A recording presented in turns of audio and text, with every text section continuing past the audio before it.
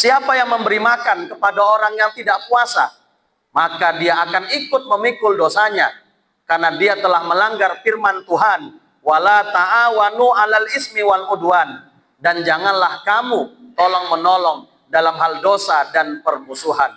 Memberi makan orang yang seharusnya wajib puasa, namun dia tidak mau puasa, maka hakikatnya dia telah bertolong-menolong dalam hal dosa dan kemaksiatan.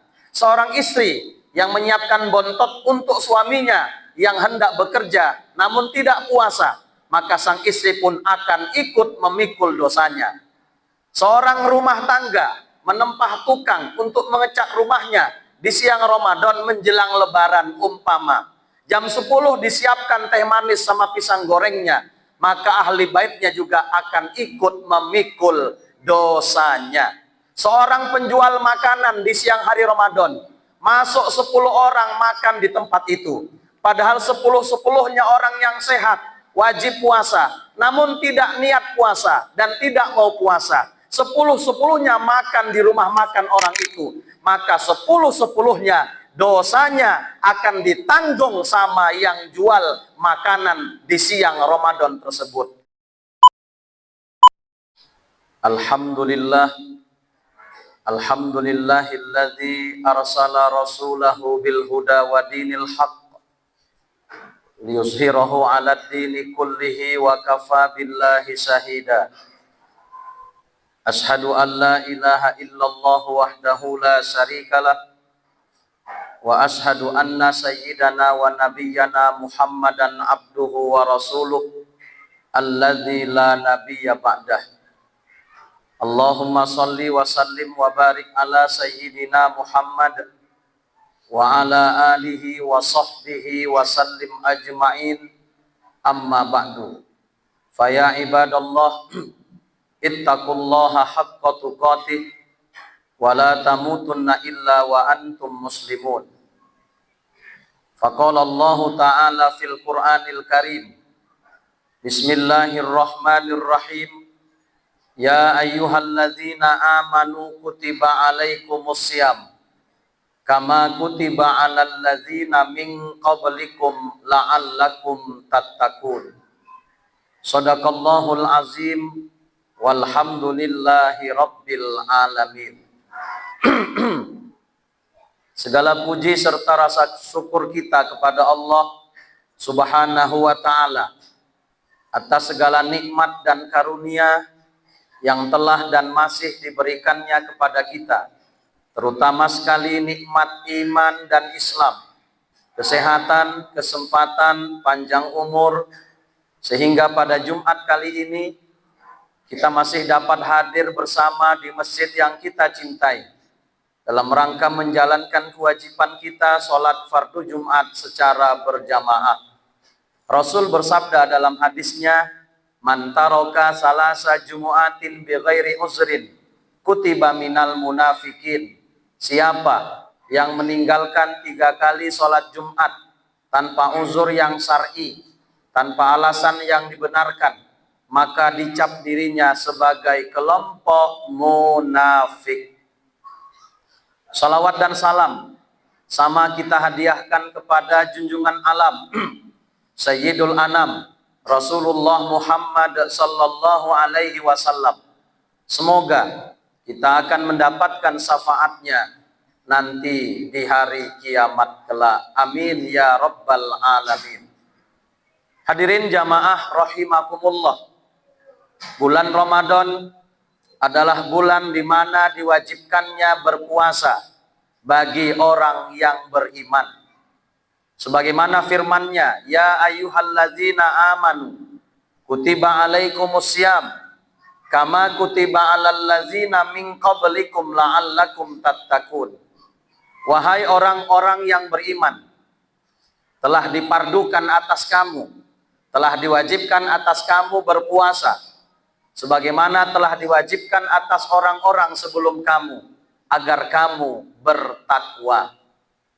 Hadirin jamaah rahimakumullah, wajibnya puasa sudah sampai pada taraf ijma' ulama, sebagaimana wajibnya sholat 5 waktu, sebagaimana wajibnya zakat bagi yang mampu, dan sebagaimana wajibnya haji bagi yang mampu. Ketika satu ibadah itu dinyatakan wajib menurut ijma ulama, maka siapa yang mengingkari akan wajibnya akan menjadikan seseorang itu menjadi murtad alias kafir. Mengingkari kewajiban puasa menjadikan dirinya kafir. Tapi bila dia tidak mengingkarinya, dia akui bahwa puasa itu wajib, namun dia tinggalkan kewajiban puasa itu, maka tidak menjadikan dirinya kafir, melainkan fasik. Apa itu fasik? Pelaku dosa besar. Maka orang yang tidak puasa, padahal dia wajib puasa secara syariat, dia bukan anak-anak, dia bukan wanita haid, dia bukan orang yang musafir, dia bukan orang yang sakit, dia bukan orang yang sudah tua renta, badannya sehat, namun dia tidak puasa, maka statusnya adalah fasik. Apa arti fasik? Dosa besar. Siapa yang memberi makan kepada orang yang tidak puasa, maka dia akan ikut memikul dosanya, karena dia telah melanggar firman Tuhan, wala ta'awanu 'alal ismi wal udwan, dan janganlah kamu tolong menolong dalam hal dosa dan permusuhan. Memberi makan orang yang seharusnya wajib puasa, namun dia tidak mau puasa, maka hakikatnya dia telah bertolong menolong dalam hal dosa dan kemaksiatan. Seorang istri yang menyiapkan bontot untuk suaminya yang hendak bekerja namun tidak puasa, maka sang istri pun akan ikut memikul dosanya. Seorang rumah tangga menempah tukang untuk mengecat rumahnya di siang Ramadan menjelang lebaran, umpama jam 10 disiapkan teh manis sama pisang gorengnya, maka ahli baitnya juga akan ikut memikul dosanya. Seorang penjual makanan di siang hari Ramadan, masuk 10 orang makan di tempat itu, padahal 10-10-nya orang yang sehat, wajib puasa, namun tidak niat puasa dan tidak mau puasa. 10-10-nya makan di rumah makan orang itu, maka 10-10-nya dosanya akan ditanggung sama yang jual makanan di siang Ramadan tersebut. Nauzubillah summa nauzubillah.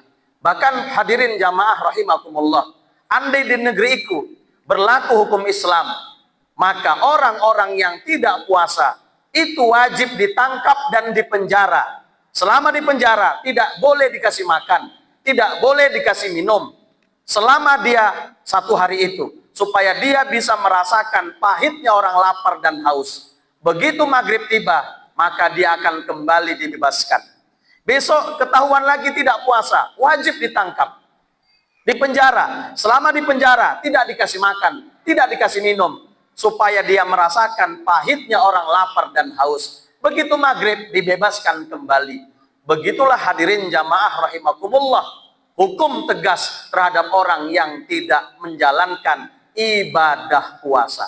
Dalam satu hadis disebutkan, man aftara yauman bi ghairi uzrin, siapa yang berbuka 1 hari berpuasa tanpa karena uzur yang syar'i, bukan karena sakit, bukan karena musafir, bukan karena haid, bukan karena tua renta dan sebagainya, maka 1 hari tinggal puasa Ramadan yang dia tinggalkan bukan karena uzur syar'i, takkan terganti pahalanya, kekurangan pahalanya dengan berpuasa sepanjang tahun, dan dosanya takkan tertutupi dengan dia mengganti puasanya sepanjang tahun.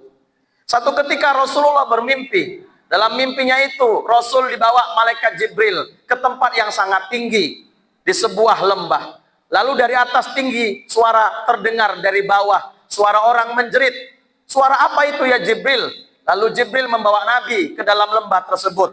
Nabi melihat sekelompok orang digantung kepalanya di bawah, kakinya di atas, mulutnya koyak lebar, keluar dari mulutnya darah yang segar. Lalu ditanya kepada Jibril, ya Jibril, siapa mereka? Merekalah umatmu yang berbuka sebelum tiba waktunya. Nauzubillah summa nauzubillah. Maka oleh karena itu hadirin jamaah rahimakumullah, orang yang meninggalkan puasa termasuk perilaku dosa besar yang segera dia wajib tobat di samping dia qada semua puasa-puasa yang telah dia tinggalkan sejak pertama kali dia balik ataupun haid. Maka hadirin, mana-mana puasa kita tinggalkan, baik sengaja ataupun tidak, wajib kita qada. Artinya, bila pun Ramadan telah lewat dan berlalu, bagi orang yang tidak puasa, bukan selesai begitu saja. Itu tetap menjadi hutang kita kepada Allah yang wajib kita bayar, yang wajib kita qada, yang wajib kita ganti. Bahkan andai sampai kita mati, belum kita qada, maka kita akan digugat oleh Tuhan. Sesuai dengan hadis Nabi. Nabi bersabda, "Man mata wa alaihi syam, soma anhu walihu." Siapa yang mati sedangkan dia masih memiliki hutang puasa, maka wajib walinya membayarkan puasanya. Maka hadirin jamaah rahimakumullah, bersyukur kita Allah memberikan hidayah, taufik, bimbingannya kepada kita dan keluarga kita, sehingga kita bisa menjalankan ibadah puasa ini dengan sebaik-baiknya. Bersyukur juga kita bila kita dan keluarga kita juga dimudahkan Allah menjalankan ibadah, baik itu sholat 5 waktu, termasuk ibadah puasa Ramadan. Hadirin jamaah rahimakumullah, kalau kita alihkan kepada pembahasan yang lain, apa itu? Pembahasan tema tentang musibah. Islam membagi musibah itu kepada 2. Yang pertama, musibah kecil. Yang kedua, musibah besar. Apa itu musibah kecil? Musibah kecil adalah musibah dalam perkara dunia. Hilang harta, hilang kendaraan, hilang rumah, hilang semua harta benda. Seperti kemarin musibah yang menimpa saudara-saudara kita di Aceh Tamiang, di Sibolga, Sumatera Barat. Bahkan ada 4 desa di Aceh Tamiang, dianggap 4 desa yang dinyatakan hilang. Termasuk kami dari MUI kecamatan sudah hadir ke sana. Kenapa dikatakan desa yang hilang? Karena seluruh rumah warga, satu pun tak ada yang sisa. Tinggal tapaknya. Semua rumahnya habis rata. Kecuali satu, bangunan masjid yang masih berdiri kokoh. Nama masjidnya Masjid Nurus Salam. Begitupun besar kita melihat musibah itu. Ternyata dalam Islam itu masih dianggap musibah kecil. Lalu kalau itu dianggap musibah kecil, apakah yang disebut dengan musibah besar? Musibah besar dalam Islam adalah musibah yang berkaitan dengan perkara agama. Sampai-sampai Nabi berlindung kepada Allah dalam doanya, wala taj'al musibatana fi dinina. Ya Allah, jangan engkau jadikan musibah dalam agama kami. Karena musibah dalam agama itulah musibah yang terbesar. Apa contoh musibah terbesar? Yaitu musibah dalam agama. Apa contohnya? Ada keluarga bapak yang masih belum mau sholat. Itu musibah kubro namanya. Termasuk ada di antara keluarga kita yang tidak menjalankan kewajiban puasa sebagai seorang muslim yang baik. Maka itu pun termasuk musibah besar yang wajib kita tangisi. Dan menjadi tugas kita masing-masing untuk menyelamatkan mereka.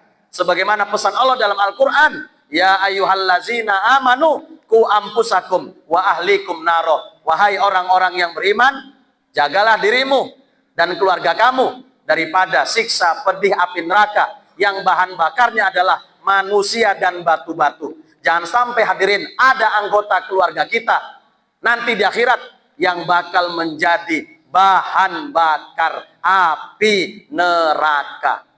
Dikarenakan tidak menjalankan kewajiban dasarnya sebagai seorang muslim yang baik. Maka hadirin, bersyukurlah Bapak Saudara sekalian, bila keluarga kita dimudahkan Allah semuanya menjalankan ibadah. Baik itu sholat 5 waktu, termasuk kewajiban puasa Ramadan. Lihat, di masyarakat tak lagi punya rasa malu. Mereka nyatakan dirinya kalau mereka itu tidak puasa. Orang dulu nggak sholat masih ada rasa malu. Begitu maghrib lewat Pak Haji mau ke masjid, berondok mereka masuk ke dalam. Masuk Pak Haji mau lewat mau ke masjid. Orang dulu nggak puasa masih malu, makanya pun berondok-berondok. Merokoknya pun berondok-berondok. Tapi sekarang lihat, terang-terangan Bahkan rumah-rumah makan sekarang tidak lagi punya rasa malu. Kalau dulu masih ada penutupnya, spanduk, kain dan sebagainya, sekarang terang-terangan seolah-olah mereka menantang hukum Tuhan. Tengok, kami tidak puasa. Padahal dalam kitab Al-Fawaidul Muhtarrah karangan Habib Zain bin Ibrahim bin Smith ada dinyatakan sebuah kisah. Satu keluarga Majusi, agama kafir, penyembah api. Dia punya anak perempuan, masih remaja, makan di siang Ramadan di luaran. Padahal mereka kafir, tidak puasa. Ya memang wajarnya begitu. Tapi karena anaknya ini makan di luaran, dipanggil sama bapaknya sambil dimarahi, lalu dipukul dan ditampar itu si anak. Apa kata si bapak? Kenapa engkau makan di luaran? Engkau tahu ini hari apa? Ini bulan apa? Ini bulan Ramadan, bulan agung, bulan mulia. Umat Islam diwajibkan puasa. Kenapa engkau tidak hormati keagungan bulan suci Ramadan? Kenapa engkau tidak hormati orang-orang Islam yang sedang menjalankan puasa? Masuk, kata si bapak. Marah si bapak. Akhirnya si anak pun masuk. Singkat cerita, di tahun itu juga si bapak, takdir Allah, maut mendatanginya. Akhirnya meninggal dunia. Begitu meninggal si bapak, tidak lama ada seorang ulama besar di kampung itu bermimpi. Dalam mimpinya dia melihat si Majusi tadi yang mati tadi sedang ditempatkan Allah di satu taman daripada taman surga, tempat yang indah. Lalu sang ulama tadi bertanya, loh, bukankah Anda Majusi, penyembah api, orang kafir? Benar. Lalu kenapa Allah tempatkan engkau di tempat yang indah ini, di satu taman daripada taman surga? Seharusnya kan tidak di sini. Apa kata si Majusi tadi? Betul, saya Majusi, saya penyembah api. Tapi sebelum saya mati, Allah telah memberikan karunia yang sangat indah kepada saya, yaitu berupa hidayah agama Islam. Sebelum aku mati, lisanku sempat mengucapkan 2 kalimat syahadat. Engkau tahu, Tuhan, kenapa aku mendapatkan kemuliaan berupa agama Islam? Dikarenakan aku telah menghormati keagungan bulan suci Ramadan. Gara-gara dia marah melihat anak remajanya yang makan di luaran, bahkan dipukulnya dengan alasan tidak menghormati bulan Ramadan, berkat itu aku mendapatkan kemuliaan beragama Islam. Dia ucapkan syahadat sebelum mati, hingga ditempatkan Allah di tempat yang sangat indah. Bayangkan hadirin, seorang kafir saja dia mau menghormati keagungan Ramadan. Masa seorang muslim terang-terangan menyatakan dirinya kalau dirinya tidak puasa? Nauzubillah, summa nauzubillah. Bila masih ada orang rasa malu di dalam hatinya ketika melakukan kesalahan, itu tanda masih punya iman di dadanya. Malu dia tak sholat, masih ada imannya. Malu dia tidak puasa, masih ada imannya. Tapi kalau ada orang melakukan kesalahan, maksiat terang-terangan, tidak ada lagi rasa malu di dalam dirinya, kita khawatir imannya pun sudah hilang. Kenapa? Karena malu sebahagian dari iman. Maka hadirin jamaah rahimakumullah, sebagai penutup khutbah yang singkat ini, mari kita selamatkan keluarga diri kita masing-masing dari siksa pedih api neraka. Dengan cara kita dakwahi keluarga kita agar mereka dapat menjalankan kewajiban dasarnya sebagai seorang muslim, baik itu sholat 5 waktu maupun ibadah puasa Ramadan. Sampaikan kepada keluarga, andai ada keluarga yang tidak puasa secara syariat, baik istri kita karena haid dan segala macam, maka janganlah makan di luaran. Hormati keagungan bulan suci Ramadan ini, di samping hormati orang Islam yang sedang berpuasa. Mudah-mudahan bermanfaat. Semoga Allah membimbing kita dan keluarga kita agar dapat menjalankan agama Allah ini dengan sebaik-baiknya, terutama sholat 5 waktu di samping puasa Ramadan. Semoga Allah membimbing kita sampai akhir Ramadan. Allah memberikan hidayah kepada kita, keluarga kita, dapat menjalankan puasa ini dengan sebaik-baiknya, dan kita berharap puasa kita diterima oleh Allah Subhanahu wa taala. Dan ingat hadirin, ini bulan Ramadan. Doanya orang yang berpuasa insya Allah makbul. Maka berdoalah agar kiranya keluarga kita diberikan hidayah dan taufiknya oleh Allah Subhanahu wa taala. Barakallah li wa lakum fil Qur'anil Karim wa nafa'ani wa iyyakum bima fihi minal ayati wa zikril hakim wa taqabbal minni wa minkum tilawatahu innahu huwal ghafurur rahim.